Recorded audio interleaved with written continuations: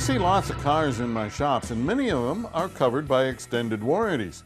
Many drivers buy aftermarket extended warranties, think they're buying something that will work like a new car warranty. Sadly, that's not always the way these warranties work. As an example, we have a late model Chevrolet SUV at one of my shops that needs major work, which should be covered by the owner's aftermarket extended warranty.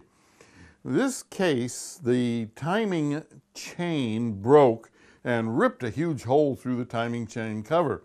Additionally, the vehicle has an interference engine, so there's massive internal engine damage. Normally, you would have to document proper maintenance and ownership to get things like this covered under warranty. But, and it is a huge but, in this case, the warranty company is looking for any little thing they can find to avoid paying for his repairs. Get this, the SUV is driven by the owner's daughter at college, so she's been taking it in for service. Here's the rub. Although maintenance has been meticulous and everything is documented with the vehicle identification number, tag number, and mileage, the repair orders are made out in the daughter's name, not the father's. So what, you say? Well, the service runs to the vehicle, not the person, and the vehicle has been serviced, and that service has been completely documented. But the warranty company says, no way. We won't pay unless the owner produces documents in his name. So far, we've been fighting with the warranty company for 3 weeks trying to help the owner resolve the case and get his daughter back on the road. Well, actually, she is on the road in a rental costing $39 a day, which may or may not be returned at the end of this ordeal. Sound bizarre? Yeah, does to me too. But wait, there's more.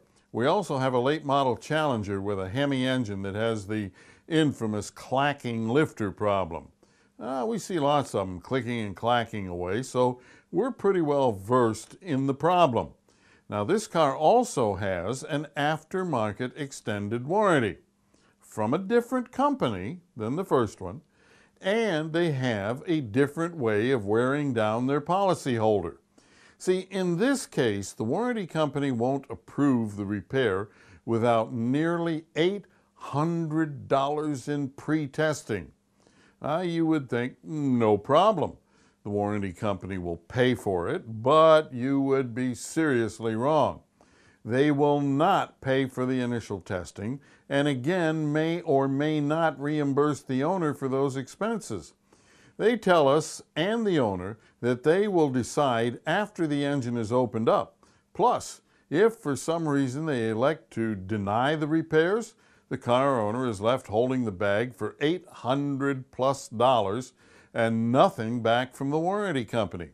It's a big risk for the car owner because if the adjuster finds any little thing that he can use to deny the claim, the car owner will be out the $800 and still have to fix his car with his own money. Big risk indeed, because some adjusters are real jerks. Bottom line, shop carefully before spending money on an extended warranty, because some companies are like criminals without a gun. Finally, for those of you who have followed me through the years, you know there was a point where I recommended CarCheck's warranty. But I no longer recommend them. So if you're buying a CarCheck's warranty, please buy it on your due diligence, not my past recommendation. Thanks for watching. Please subscribe to Goss's Garage on YouTube.